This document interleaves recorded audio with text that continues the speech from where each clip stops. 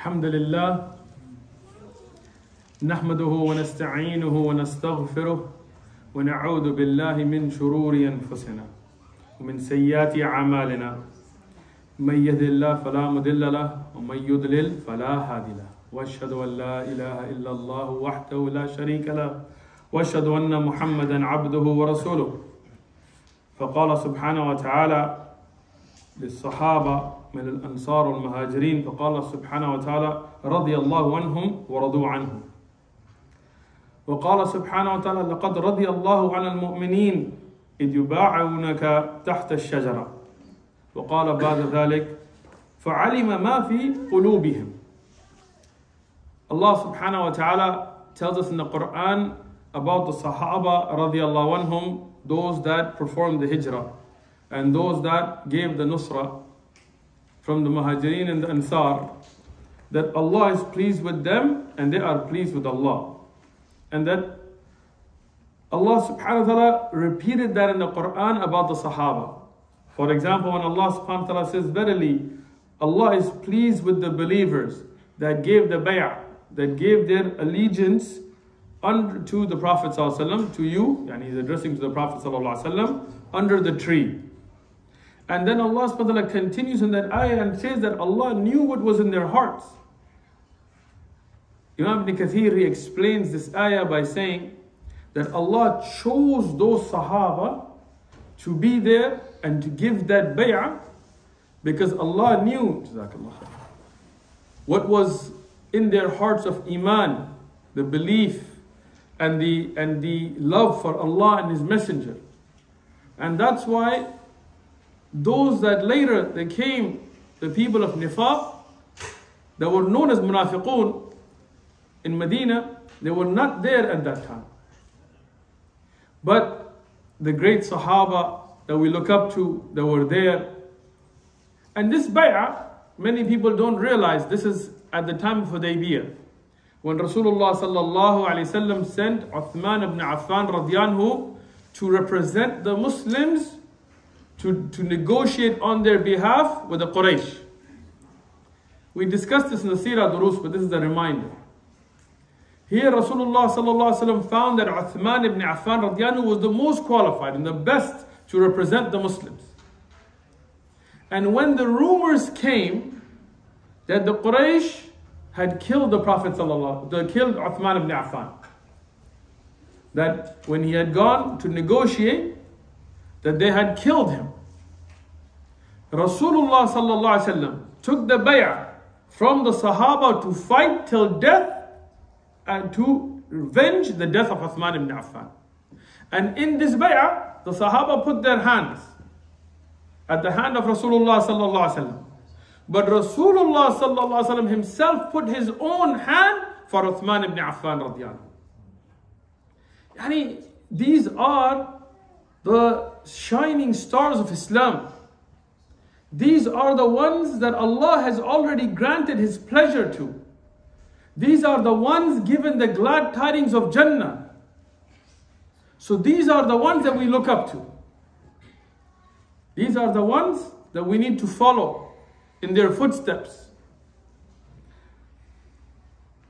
If we look at these ayat, we find a great lesson against those from the Rawafid and others who try to cause fitan, problems within the Muslim Ummah by speaking ill about some of the Sahaba. We see that they go against the Quran itself. And the Quran sets an example for us to know who to follow. The Anbiya, the Siddiqeen. Who was a Siddiq? Abu Bakr as-Siddiq. The Shuhada, like Umar and Uthman and Ali radiallahu anhum. And the Salihin who followed them in righteousness.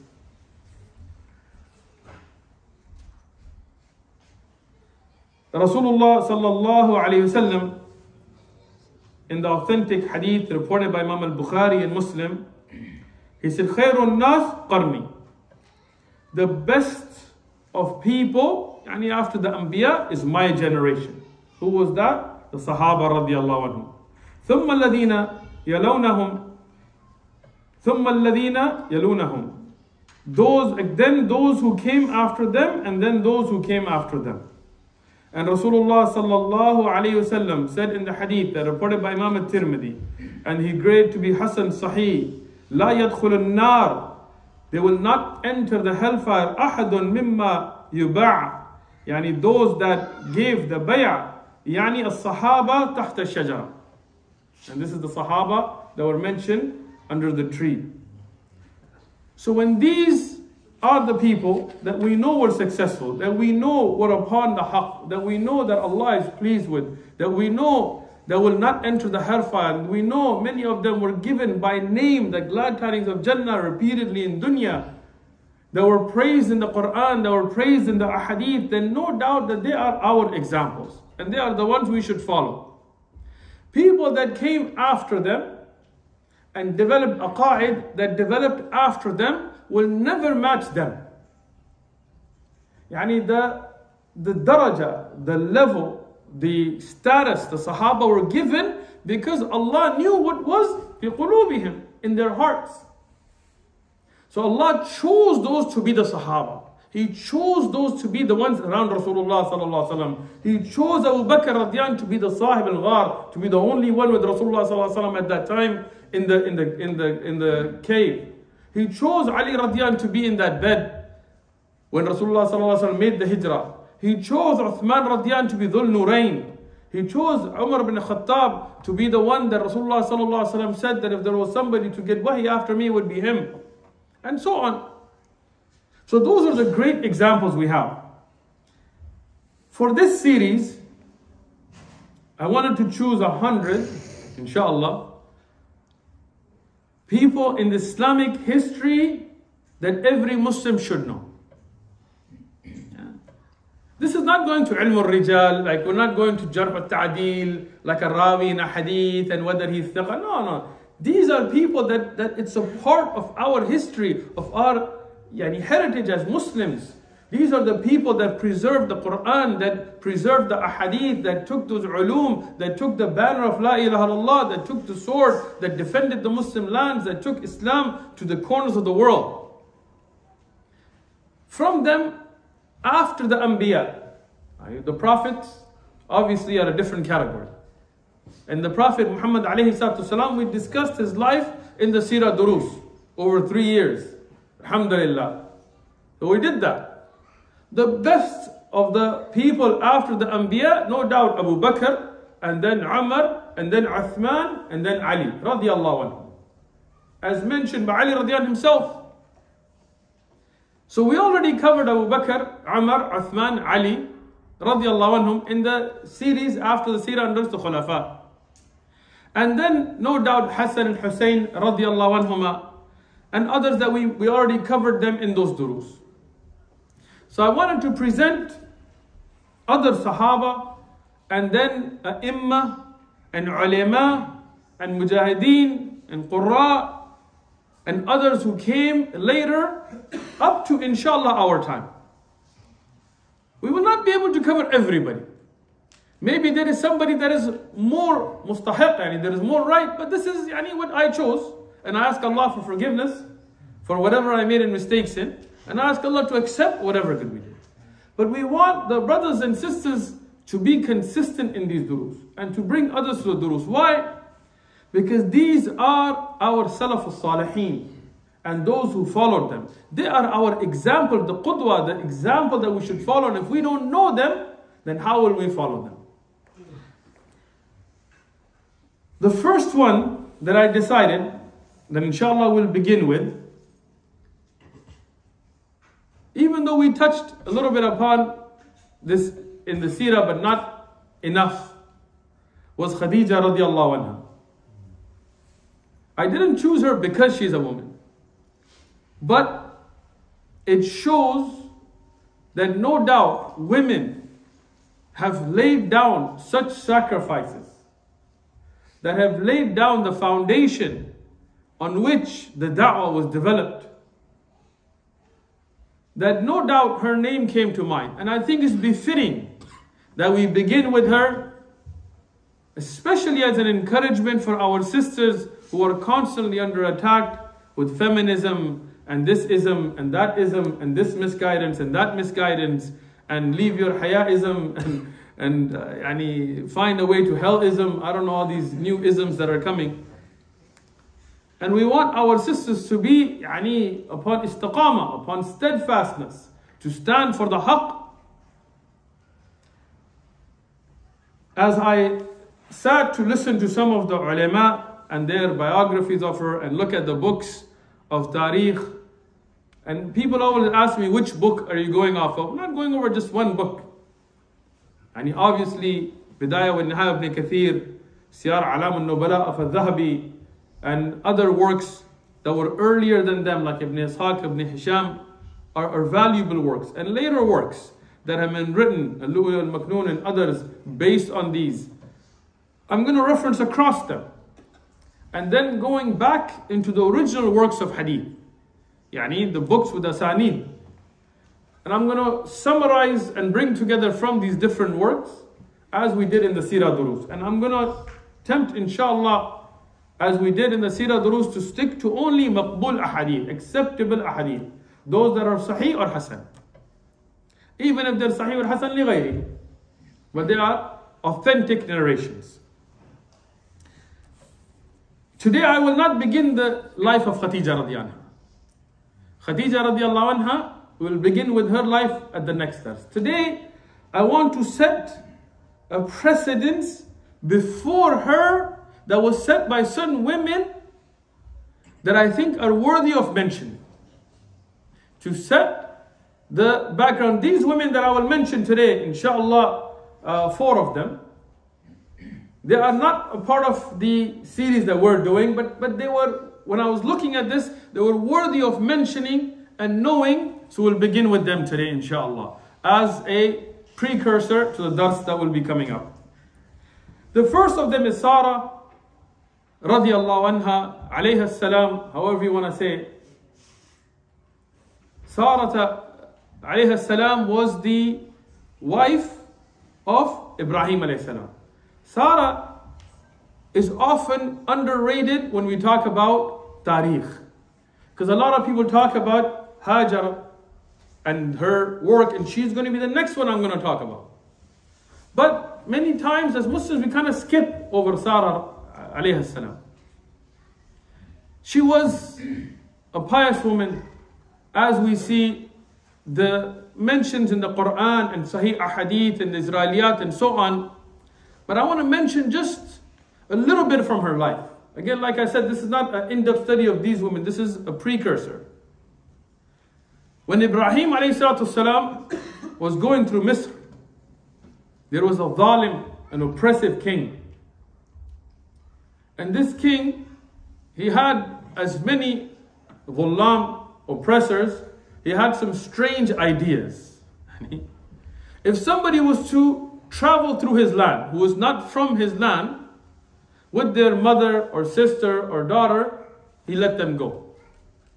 But if somebody was to travel through his land with a wife who was attractive, he would not allow them to pass without forcefully violating her rights. And this is a strange thing. And this is something obviously that Islam would forbid. But when you don't have Islam, then you have these types of oppressions. Ibrahim ﷺ, he was constantly on the move. His whole life he was giving da'wah. So him and his wife Sarah, they were going through this land. And as women see each other and speak, the news got to the king that there is a woman and she's beautiful and she's going through your land. So as a zalim, as an oppressor, he ordered that Ibrahim ﷺ be brought. And he asked Ibrahim ﷺ who this is. And this is a very practical lesson for us. Ibrahim ﷺ had tawakkul ala Allah. He is a person of tawakkul. Don't get the story twisted. This is at a time, according to the ulama of tariq, that he's already been thrown in the fire. He's already been through the explaining to the people about the sun and the stars and the moon and all of that. He's already been through his own people and breaking the idols, all of that. So he has that strong connection with Allah. But a lot what happens in the lives of the Anbiya is an example for us. So sometimes, to give the correct answer is detrimental. Right? And there are times, for example, in war, that you will be allowed to lie. And if you're in war and they're like, where did you put your troops? And you're like, right there. Well, that's not really going to be a good tactic there, right? Muslims are practical. But regularly in life, you're not allowed to lie.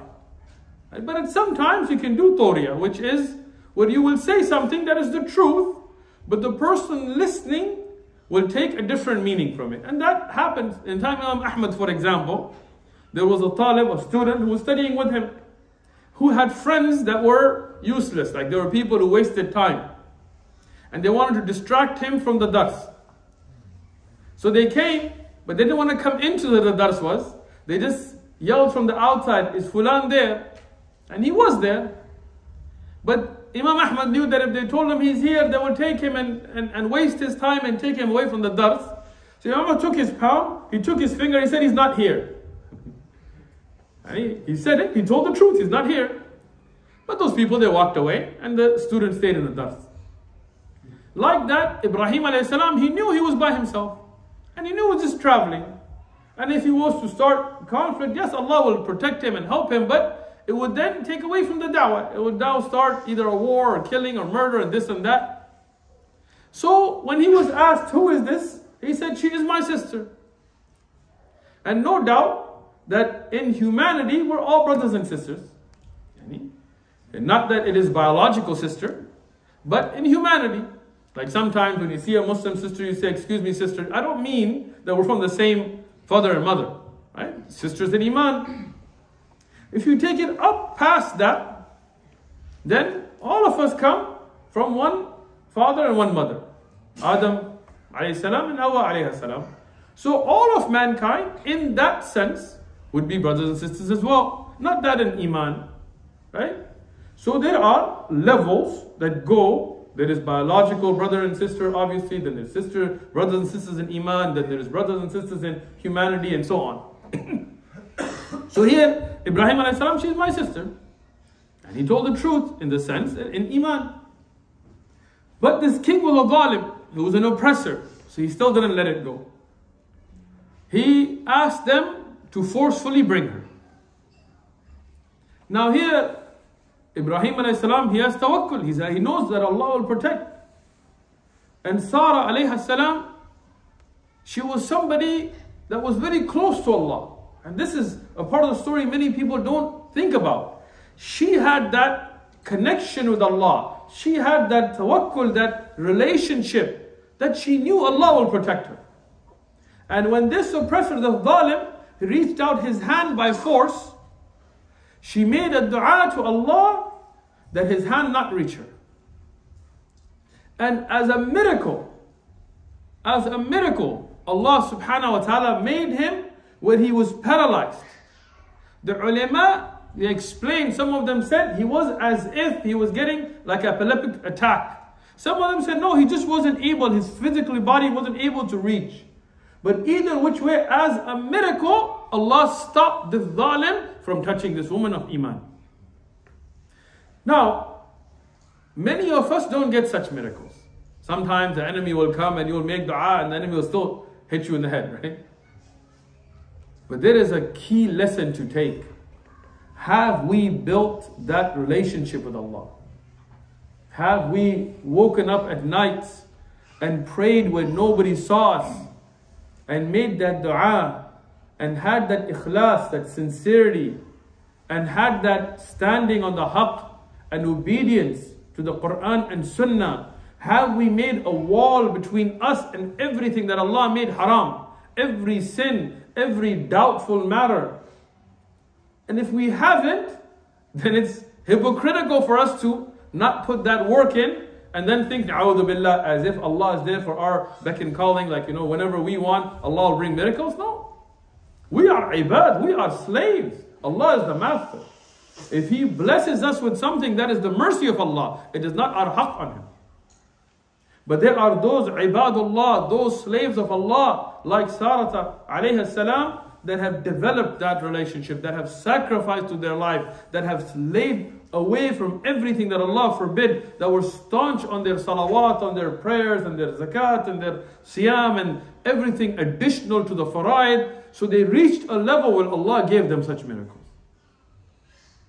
This zalim didn't learn a lesson. Kuffar, they don't learn lessons.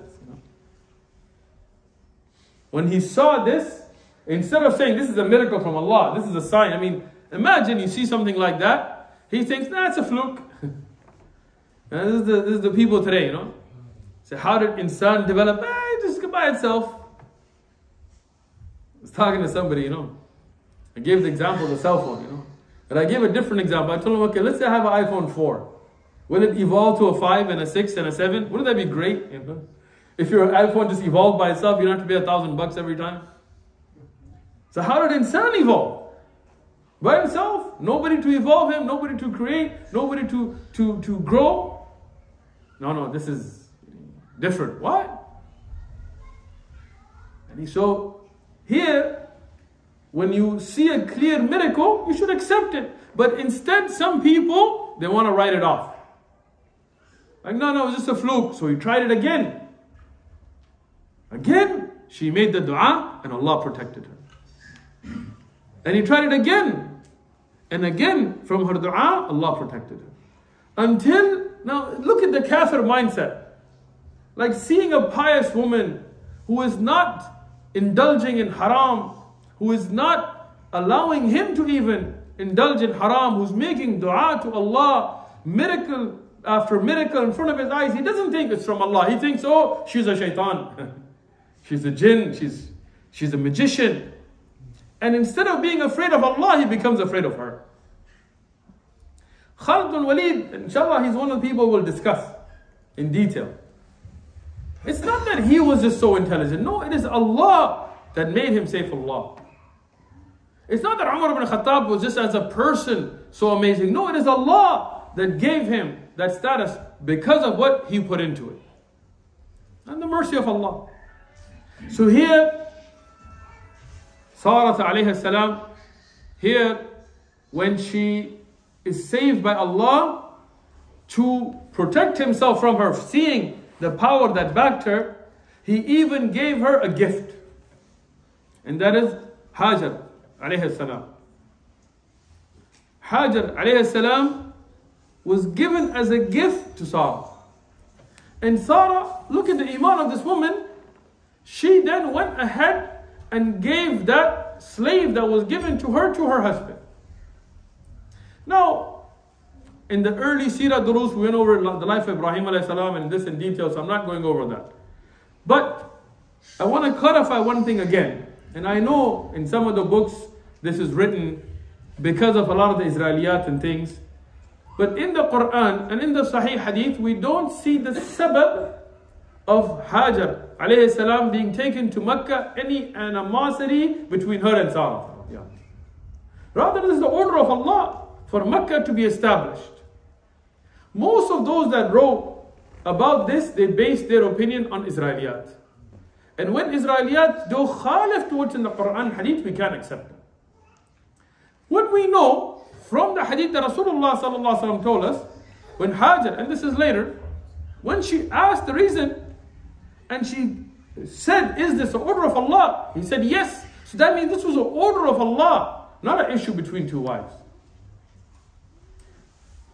Hajar alayhi salam, she's taken to Mecca. And this is the second of the four that I want to mention today. Now she is somebody that was given originally as a slave. And then yes, at what time, Allahu Alam, but she was married, from what the ulama of Islam have stated, to Ibrahim alayhi salam. And she gave birth to a son, Ismail alayhi salam. And at this time, Allah wanted and ordered that Ibrahim alayhi salam take them to Mecca, to the place where Allah subhanahu wa ta'ala would then prepare for the final prophet Muhammad alayhi salatu salam. A place that until then was barren. Now imagine, She's a woman who just gave birth with an infant child. And Ibrahim alayhi salam, a pious man, takes her to this barren place. Now he's a prophet of Allah. But he takes her to this place where there's nobody. Our sisters watching this or here in the masjid listening to this, think about this. It's not, Ibrahim alayhi salam used to constantly leave. He was always on the move. Ibrahim alayhi salam was always on the move. Even when Sarah alayhi salam was in the area of Sham, he would constantly leave and go out, and that's his whole life. Kana ummatan, and he was an ummah by himself, meaning he was always out as like a whole nation's work would be him. But here now, it's not just that he leaves her. He brings her to a place where there's no food, there is no shelter, there is no security, there are no savings, there's no money sitting there, there's no dirham, there is no dinar, there is no dates, there is no water, nothing. There is no people. I'm sure you've been to Mecca, many of you, inshallah. If you haven't, may Allah take you. Mecca is rough. Like, don't look at the hotels and the restaurants and the beautiful development of the haram today. No. Go outside and look at the landscape. It's rock. It's not like Medina. Medina is nice. Of course they're all nice. But Medina, the ground is soft, fertile ground. It was farming land. It's flat. There is wind. You can grow things. Mecca is rough. It's rock. Even if you look at where they're building now, where it used to be Jabal Umar, they had to break through just pure rock. So here, now, when she's in Mecca, and she's being left there, and there is nobody there, and he doesn't leave her with anything, and he starts walking away, she asks him, who are you leaving us to? Me, a woman by myself, and an infant child, a nursing child. Who are you leaving us to? And he doesn't even respond. Man, half the women here will be asking for talaq by that time. It's rough. It's not easy. Brothers, you guys aren't Anbiya, alright? So don't go and leave your wife in El Centro or something, alright? But think about her iman. She asked the question, is this the order of Allah? Did Allah instruct this? He says yes. She had to ask the right question. He didn't respond to her before. He says yes. She doesn't say, okay, but what's the hikmah behind it? No, she says, okay, then Allah is enough for us. An amazing iman. Wallahi, like the men today should be ashamed.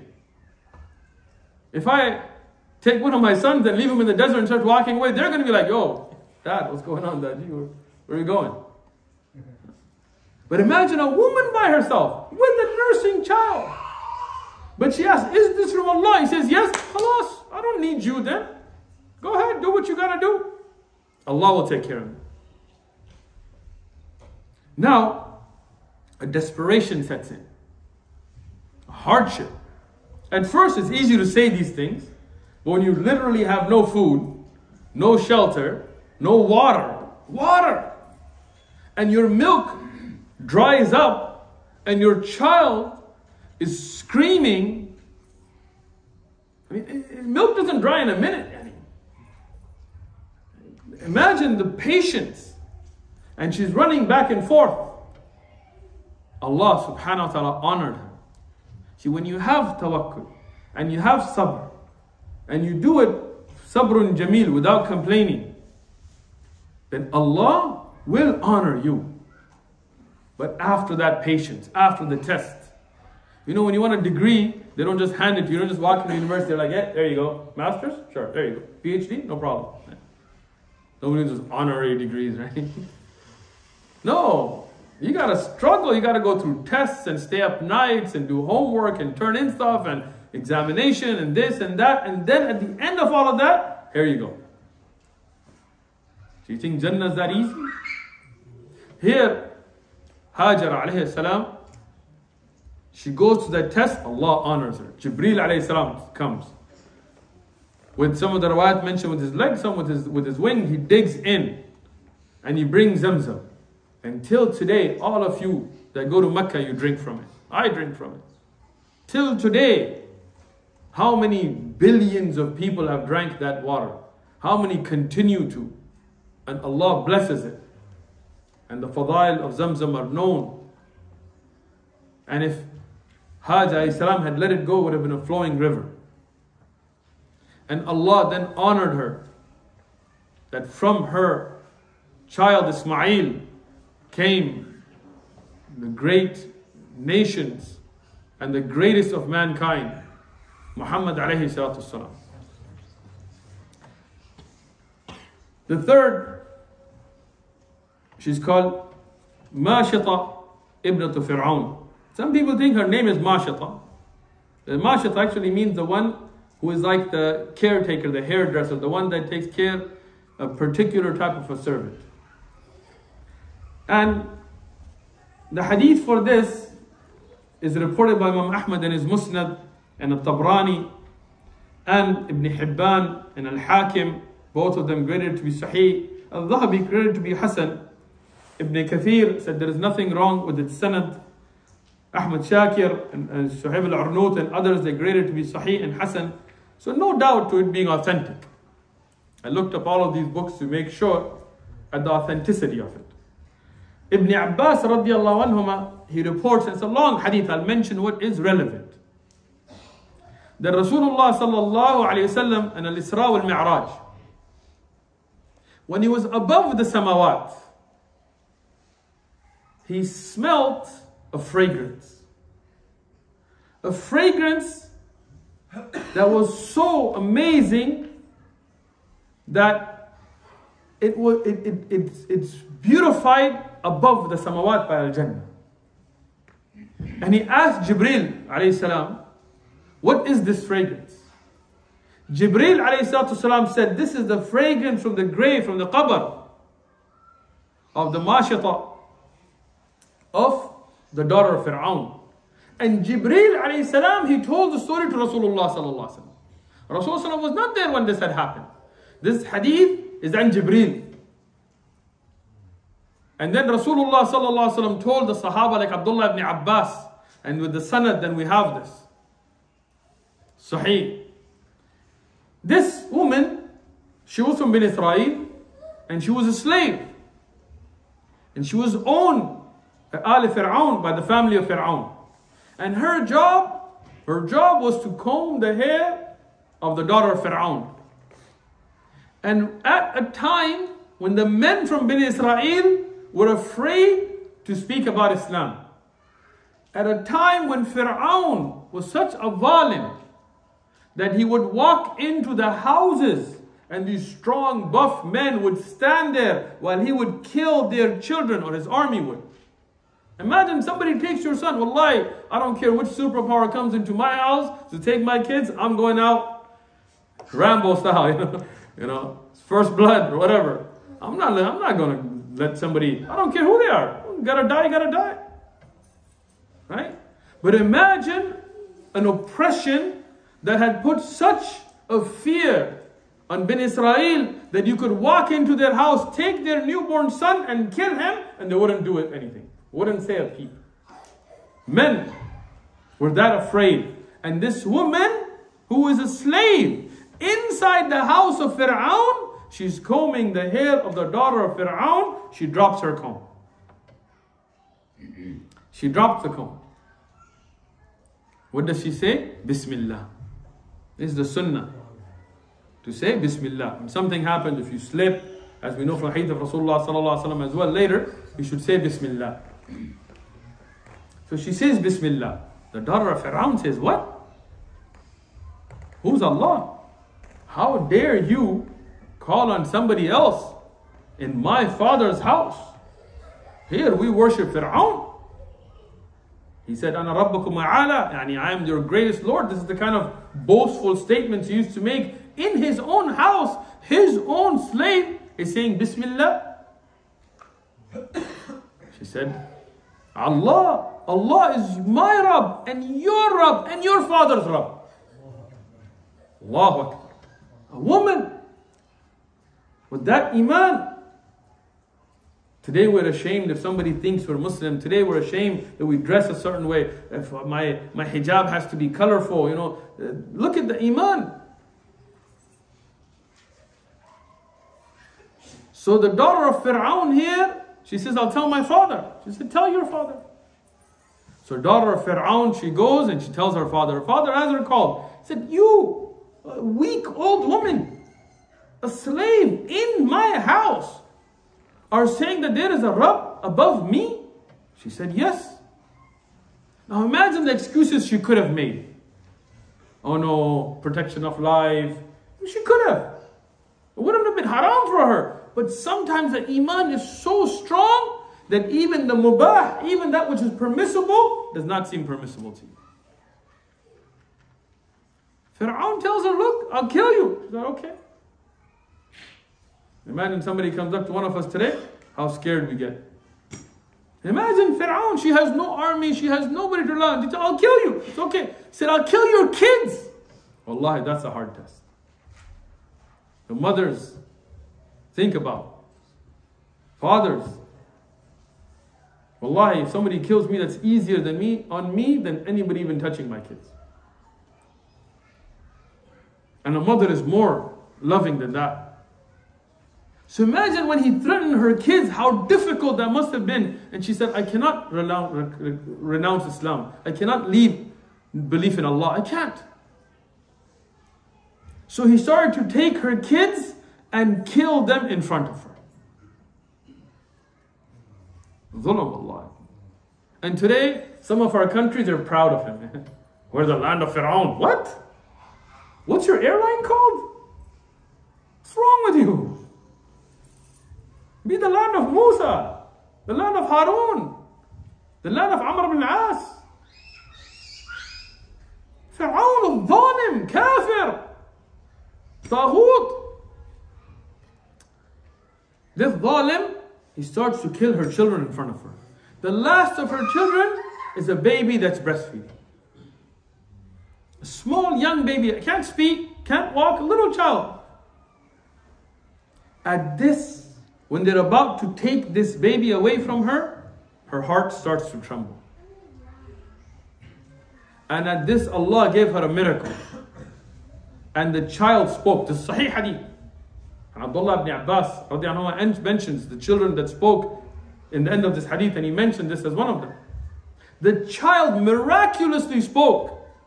And he told the mother that be steadfast, because verily the punishment, the hardship of this dunya are easier than the hardships of the akhirah. Be steadfast on your iman, on your Islam. Miracle. The child spoke.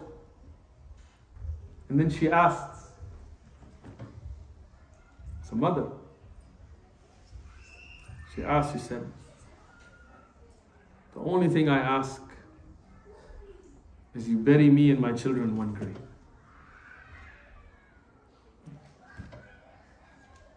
She couldn't bear that separation. That's how much she loved her children. But she loved Iman more. The last of the women that I will talk about today, and this is a woman from the Ummah of Muhammad alayhi salatu salam, and the first shaheed from the shuhada of Islam. I know you know who it is. As Ibn Kathir, Al-Dhahabi, every scholar across Kutub of Tariq, they mention about her.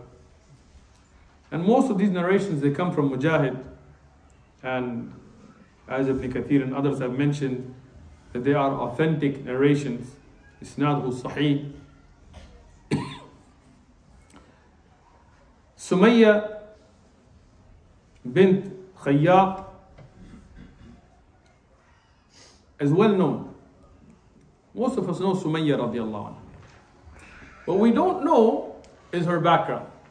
I'm not going to go in deep. Like I said, this is just a precursor thus. But she was a slave of Abu Hudayfa from Banu Makhzum. Banu Makhzum was a qabila in the Quraysh, And Abu Hudayfa was a chief there, and she was his slave. And we don't know much about her earlier background. There are some lineages given and so on, but she had no tribal backing. She was a slave. She was a woman.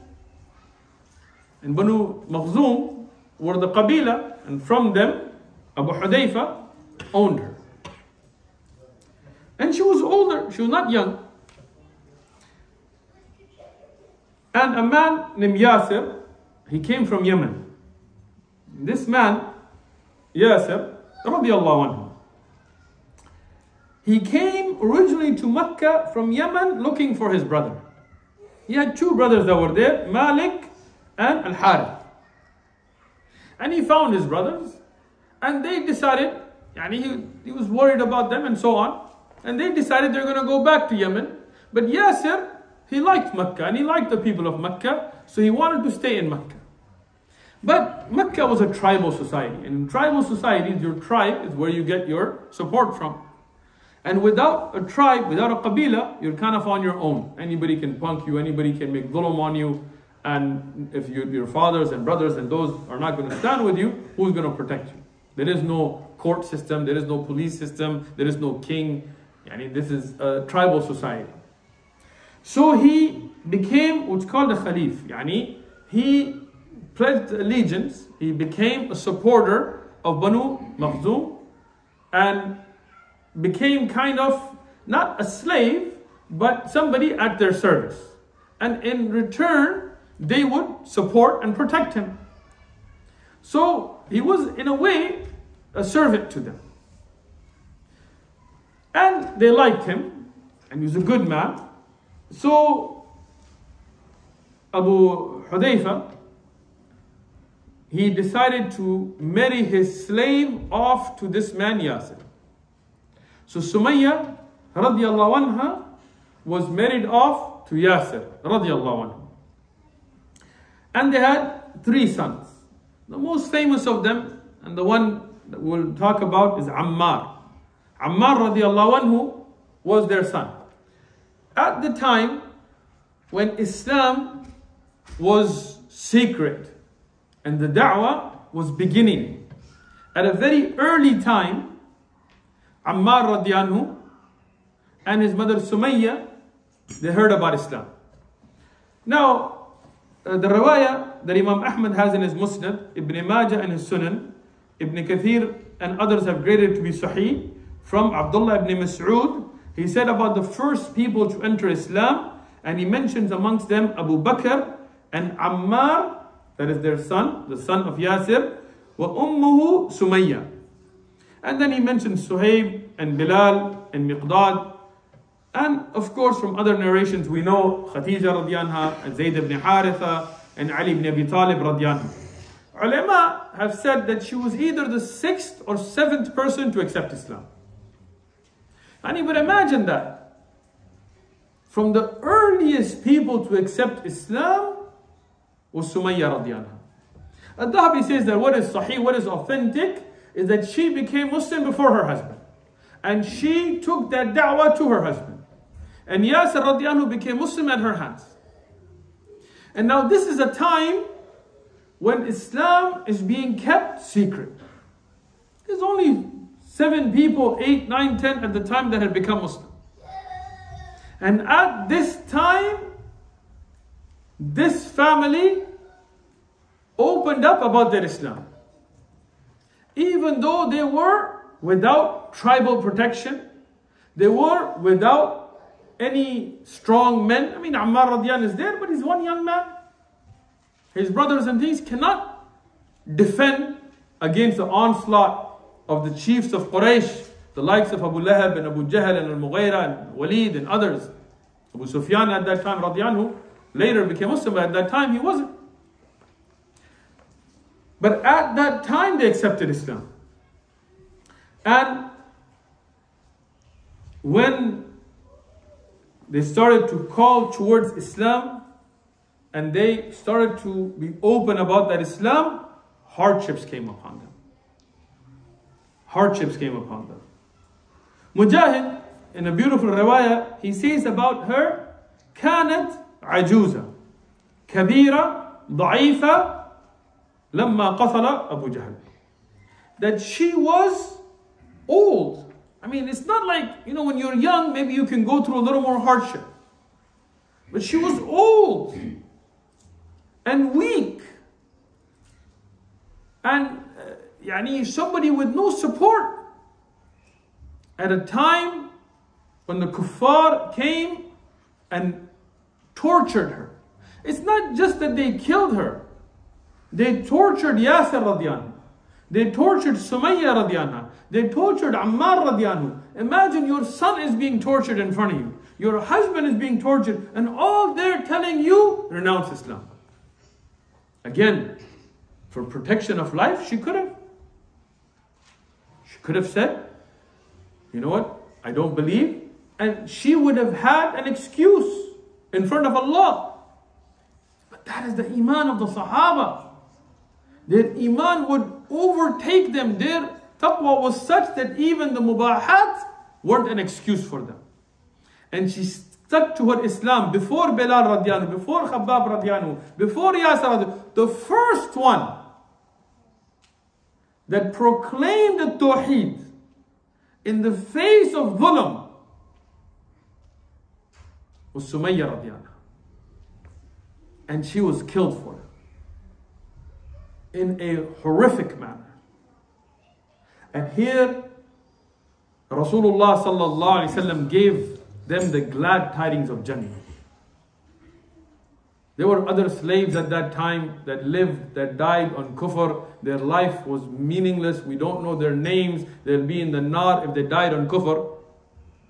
But her iman, her sacrifice brought her to the level that she was the first martyr for Islam. That till today we remember her name, her story. We name our children after her. Till today we recognize that the first shaheed for Islam was this woman.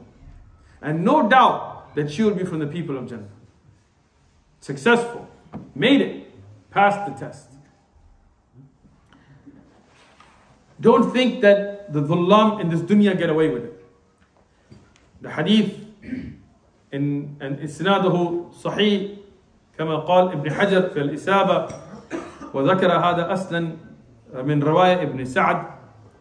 And there's authentic narration, as Ibn Hajar says in Al-Isaba, and he says this is originally recorded sanadan from Ibn Sa'd with authentic chain, that in the battle of Badr, that zalim, that oppressor, Abu Jahl, that had made Sumayya radiyanha shahida, the first martyr for Islam, that had stuck a spear in her awra and killed her in front of her husband, in front of her son.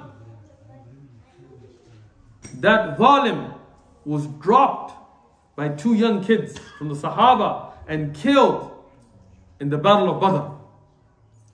From the people of Hellfire who died on kufr, fighting Islam. And Rasulullah sallallahu alaihi wasallam, he turned to her son Ammar, that was there in Badr fighting, that look over there, قَتَلَ Allah قَاتِلْ أُمَّكَ. Go look over there, Allah has killed the murderer of your mother. Allah showed them that revenge in dunya, and the adab in the akhirah will be worse. My respected brothers and sisters in Islam, we hope that this precursor becomes an encouragement for you all to not only come yourself, but bring others. Share the videos, pass the da'wah, so our ummah can know who we should look up to. We shouldn't look up to YouTubers, TikTokers, MMA fighters, rappers, sports stars, soccer players, whatever else you want to. Those are not the people to look up to. Look up to the Anbiya, look up to the Sahaba, look up to the Tabi'un, look up to the A'imma and Ulama, learn about them. Our sisters should take the example of these women and bring that dedication in their life. Our brothers should take the example of these women and feel ashamed. And when we sell out the religion for much less than that. And we hope from Allah subhanahu wa ta'ala that Allah will make us from those that benefit from what we hear and give us istiqamah upon the religion. وَجَزَاكُمُ اللَّهُ خَيْرًا.